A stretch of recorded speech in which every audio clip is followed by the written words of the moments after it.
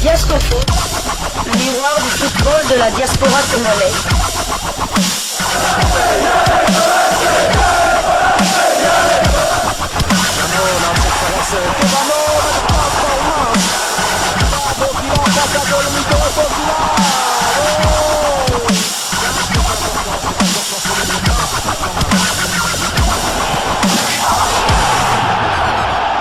Diascofoot, le miroir du football de la diaspora congolaise. Vous êtes sur Diascofoot, le miroir du football de la diaspora congolaise. Diascofoot vous dit bonjour, tout le plaisir est pour nous de vous retrouver, mais surtout de savoir que vous êtes nombreux en train de suivre votre chaîne YouTube dédiée uniquement aux footballeurs de la diaspora congolaise. C'est l'heure de partager avec vous quelques news que nous avons pu récolter pour vous, des news concernant la tanière des léopards de la République démocratique du Congo, et cela dans le cadre de cette deuxième livraison sportive de ce mercredi 20 mars 2024, une livraison qui sera consacrée à un international espoir congolais, un international U20 de la République démocratique du Congo. Il aura fait son choix de la République démocratique du Congo, un choix qui a étonné plus d'un, puisqu'ils sont très rares des binationaux qui choisissent la République démocratique du Congo avant leur pays d'adoption. Mais visiblement, ce choix ne plaît pas à tout le monde dans son pays d'adoption, que ce soit des médias locaux ou son entraîneur en club, pourtant pas de même nationalité que son pays d'adoption. Ils veulent le voir jouer pour son pays d'adoption. Lui, il s'agit de la pépite de l'Union Saint-Gilloise, j'ai dit Royal Union Saint-Gilloise, club qui mène la danse du côté du championnat belge de première division. Il est milieu de terrain, il s'est déjà exprimé à plusieurs reprises pour justement montrer son attachement à la République démocratique du Congo, malgré la réticence ou même le refus de son père qui ne le voit pas en tout cas rejoindre la tanière. Alors un média belge, puisqu'il est de la Belgique qu'il s'agit, lui a consacré un article. Il s'agit de wallfoot.be qui titre « Oublié par Tedesco, Noah Sadiki rêve du titre et de la Ligue des Champions ». Je vais tout simplement vous lire cet article qui justement fait allusion à cette pression que subit notre international congolais de la part de certains Belges pour qu'il puisse rejoindre la Belgique. Mais la pression, ce n'est pas directement Noah, c'est plutôt le staff technique des Diables Rouges de la Belgique et le staff technique des Espoirs belge.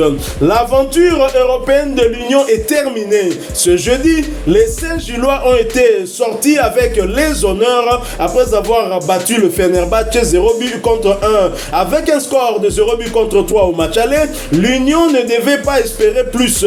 Mais c'est tout de même imposé dans un stade de 50 000 personnes totalement acquis à la cause de l'équipe locale, ce qui est tout sauf anecdotique. Pourtant, les Bruxellois auraient pu revendiquer mieux qu'une victoire 0 but contre 1 au vu des occasions qu'ils se sont procurées. En après-match, Noah Sadiki nous expliquait être un peu déçu du résultat final. C'était l'une des plus belles expériences qu'on pouvait vivre avec une grosse pression. On ne s'entendait pas du tout sur le terrain. On a bien répondu présent en jouant notre football. J'ai quand même quelques regrets car je sentais qu'il avait la place pour un petit peu plus. Mais on a tout donné et on sort la tête haute. Quelle compétition la saison prochaine pour l'Union qui va disputer la finale de la Coupe et qui est en très bonne position avant les playoffs pour être champion de Belgique. Ce qui donnerait un ticket pour la Ligue des Champions. Sadiki ne sait pas à cacher. On veut revenir dans la plus haute compétition possible. On ne va pas cacher qu'on rêve de jouer la Ligue des Champions. Il va falloir qu'on joue à fond les matchs qu'il nous reste cette saison. Sadiki est devenu indispensable à l'Union à un point où son coach Alexander Blessin a conseillé au sélectionneur Domenico Tedesco de jeter un coup d'œil à ses prestations. La pression donc sur l'international congolais Noah Sadiki ne faiblit pas. La pression ne vient pas que des médias belges, mais aussi, et c'est étonnant du reste, de son entraîneur en club, entraîneur de l'Union Saint-Gilloise, chose sur le sélectionneur belge. Pourtant, cet entraîneur n'est même pas belge, il est plutôt allemand. Et donc, il a déclaré ceci. Je vais donc vous lire ce qu'a dit l'entraîneur belge, l'entraîneur allemand de l'Union Saint-Gilloise. C'est un jeune joueur très talentueux. J'espère qu'ils réaliseront qu'il a 2 nationalités et qu'il faut gérer cela. Non pas qu'il n'y a pas du talent en Belgique à ce poste, mais parce que Noah est un de ses talents et qu'il ne faudrait pas qu'il se retrouve dans une autre sélection, la RD Congo, pour qui il a déjà joué en 2020. Ça, c'est l'allusion en tout cas faite par cet entraîneur allemand. Alors la question qui me taraude l'esprit, pourquoi un entraîneur allemand vient s'ingérer dans des affaires de sélection? Quel est l'intérêt de cet entraîneur? Moi je crois qu'il parle plutôt pour son club. Son club, il faut savoir que pour le club, il vaut mieux que Sadi qu'il soit international belge que international congolais. Pourquoi? Parce que sa valeur marchande sera plus élevée en étant international belge plutôt qu'international congolais. Je crois que c'est dans ce cadre-là qu'il voit. Et en plus, il faut dire aussi que l'entraîneur de l'équipe nationale belge est aussi allemand, c'est son compatriote. Et bon, je ne vois pas pourquoi il est en train de s'agiter de la sorte, alors que tous les Belges doivent savoir que c'est Sadi qui a fait son choix. J'ai même lu quelque part des supporters unionistes de l'équipe de l'Union s'adresser aux membres du staff de l'équipe nationale, disant que vous ne voyez pas la prestation de Sadiki et tout ça. Et un membre du staff a dit que respectons les choix. Il s'est arrêté là. Donc par là, je dis que Sadiki a fait son choix, il faut le respecter. Donc je crois que on sera pour le prochain match, on saura la vérité. J'espère que cette histoire sera close. Moi, je donne quand même tort à Sébastien de Sable. Sébastien de Sable avait tout le loisir pour le prendre pour la dernière CAN. On avait droit à 27 joueurs, il a emmené 24 joueurs. Et pire, c'est que dans la liste des 45 présélectionnés, ça dit qu'il n'y était même pas. Donc, et même lorsqu'il y a eu un milieu de terrain blessé, il n'a pas pensé à Sadiki. Je ne sais pas, j'espère vraiment, parce que c'est vrai qu'on le voit, la semaine passée il était à Marseille, et cette semaine il était du côté de l'Angleterre, il a vu Wan-Bissaka qui refuse toujours la RDC, mais il est quand même parti le voir. Il a vu Toazembe à Ipswich, mais jusque là je ne l'ai pas encore vu en Belgique, à l'Union ou bien à Malines pour voir Moukao. Donc j'espère que d'ici là, peut-être que tout se fait en silence, peut-être qu'il y a, parce que ça dit qu'il doit faire un changement de nationalité puisqu'il a joué avec les U18 belges. Donc il doit faire un changement de nationalité pour être officiellement congolais.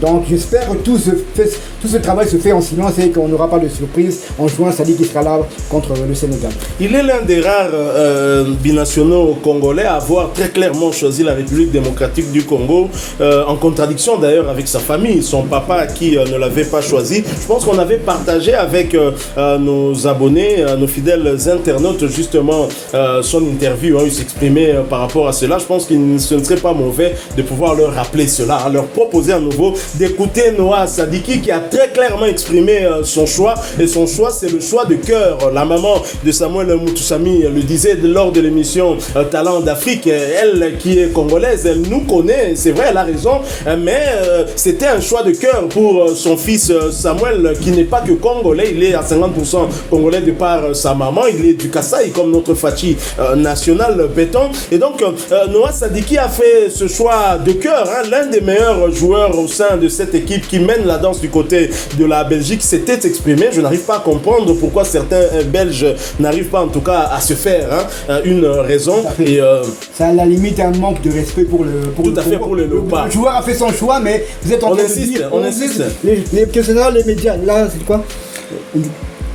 Non, au début de l'article, c'était quoi?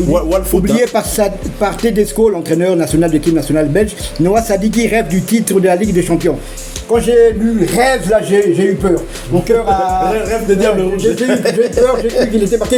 Noah Sadiki rêve des Diables Rouges. Or que Sadiki, même dans les médias belges, je me souviens d'une interview à la RTBF, là, il a dit carrément, il a pris fait et cause pour la RDC. Mais je ne comprends pas pourquoi les Belges insistent alors qu'ils ont des milliers de... On leur a déjà donné Tillemans comme milieu de terrain, ils ont pris Mangala, Lukaku, Bazui.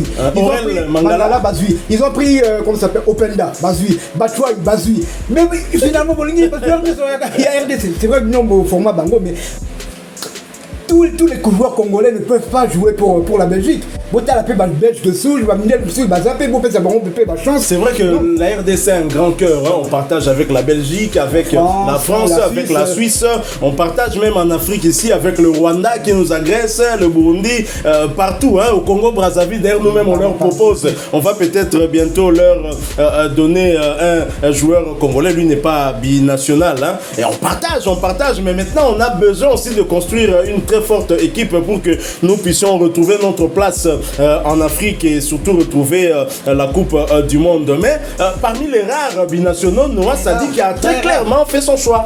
Il a fait son choix et c'est pas n'importe bon. C'est vrai qu'il joue, son équipe est leader du championnat de la Belgique. Son équipe a certes été éliminée par Fenerbahçe, ils ont gagné en Turquie. Le tour suivant, ils avaient gagné à Francfort, en Allemagne. Ils avaient battu lors des matchs des poules de l'Europa League Liverpool, ici à Bruxelles. Donc, c'est-à-dire qu'il était titulaire, donc c'est pas un joueur moindre. Et c'est le joueur qui a joué le plus de matchs. Il a joué 42 matchs cette saison. Il n'y a aucun joueur congolais qui a joué autant de matchs que Sadiki. Donc, il n'y a aucun joueur. Donc c'est quand même, c'est pas un joueur de moindre, c'est quelqu'un qui va nous apporter une plus-value en équipe nationale. Alors je vous propose de revenir sur les propos de Noah Sadiki. Nous nous retrouvons tout de suite après. Diasko Foot, le miroir du football de la diaspora congolaise. Peut-être arriver à la CAN et débuter, c'est peut-être un peu trop ou un peu juste à mon avis. Mais je pense que j'aurais peut-être pu la découvrir d'un peu plus près. Après, ça, c'est les décisions du sélectionneur qu'on va pas dire. Il a ses raisons. Et je serai toujours derrière le choix du sélectionneur. Tout le monde ressent qu'il y a un vent nouveau qui va commencer à souffler avec des nouvelles têtes qui arrivent. Je crois qu'il y aura une petite passation de pouvoir entre les générations. Et ça, je crois que ça va se passer beaucoup plus tôt que prévu. Et j'espère en faire partie pour pouvoir aider la nation. J'ai toujours dit que mon premier choix, maintenant, je ne l'ai pas dit devant tout le monde, mais mon premier choix a toujours été porté vers le Congo. Parce que ça a été un pays qui a été longtemps dénigré par même les gens autour de nous, par même nos parents qui nous disent de pas y aller parce qu'il y a ceci, il y a cela, mais on fait pas le pas en avant pour aller changer les choses. Et c'est ça qui me déçoit en fait. Ils sont très très matchés. Et c'est pour ça que j'ai pris le choix tout seul parce que comme vous avez dit, toi tu l'as dit, il y a beaucoup de parents qui sont contre. Ma mère était réticente, même mon père était réticent. J'ai été le premier à dire que je vais aller voir ça de mes propres yeux. Je veux aider, donc mon premier choix se porte vers le Congo. Diasko Foot, le miroir du football de la diaspora congolaise. Voilà, nous sommes de retour, hein, vous l'avez suivi, hein, sans ambiguïté, hein, il est clair, il a fait son choix et le choix c'est celui de la République démocratique du Congo. Noah Sadik est un joueur en pleine forme hein, qui choisit la République démocratique du Congo. Nous ne pouvons que dire merci et c'est à Sébastien Desabre justement que nous n'arrivons pas à comprendre. En train de courir derrière un joueur qui ne veut pas rejoindre la tanière alors qu'on ne devrait même pas être pressé parce que les Three Lions ne vont jamais l'appeler. Walker est là. Hein, Walker, un back droit. Alexander Arnold, il est là également. Hein, jamais on ne va prendre Wan Bissaka, mais notre sélectionneur national préfère en tout cas passer son temps à suivre ce joueur alors qu'il y a d'autres priorités ailleurs, notamment Noah Sadiki, que nous devons en tout cas très rapidement officialiser son changement de nationalité pour qu'il puisse rejoindre la tanière et dans son poste. Je pense que nous avons deux titulaires hein, comme milieu défensif. Il y a Samuel Mutusami, il y a Charles Piquel. En tout cas, en défense du côté des remplaçants, moi je le dis très clairement, sans embâche, que Noah Sadik a tout à fait sa place dans cette équipe nationale au regard de ses prestations. Il est l'un des rares internationaux congolais à avoir disputé les compétitions de l'UEFA. Hein. Bien évidemment, c'était en conférence Europa Conference League, je crois. Ils avaient débuté la Ligue des Champions. En Ligue des Champions, ils sont dit en Europa League. En Europa League, ils étaient dans une poule avec Toulouse, Linz, je crois, de Liverpool aussi. Et Liverpool. Et ils ont terminé troisième derrière Liverpool et Toulouse. Ils avaient battu Liverpool. En Belgique. Il a fait 0-0 à Toulouse là-bas. Donc c'est pas un joueur. Moi je crois, hormis peut-être Chancel cette saison, c'est le joueur qui a joué le plus de matchs en Coupe d'Europe.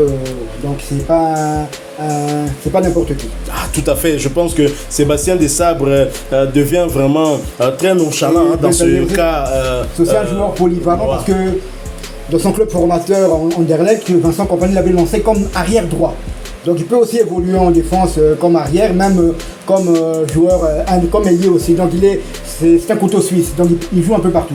Les entraîneurs préfèrent des joueurs polyvalents, surtout en cas de blessure, d'indisponibilité. Ils sont là en tout cas pour suppléer. On a vu Chancel Mbemba avec l'Olympique de Marseille. À un moment, il a été utilisé sur le côté droit. C'est grâce justement à sa polyvalence. On espère que le staff technique de la République démocratique du Congo ne va pas en tout cas continuer à rêver et qu'on ne va pas donner une passe à ce joueur pour qu'il puisse changer d'avis et finalement céder à la pression non seulement de son entourage, sa famille, son papa, mais également la pression des médias belges et aussi de son propre entraîneur qui le côtoie quasiment tous les jours lors des entraînements. Et donc à nous de faire vite pour pouvoir officialiser Noah Sadiki, mais en tout cas au niveau de Diasco Foot, nous allons continuer à lancer ce cri d'alarme pour que cela soit fait. Alors nous arrivons à la fin de ce sujet, très clairement un sujet tout aussi passionnant. Si vous l'avez aimé,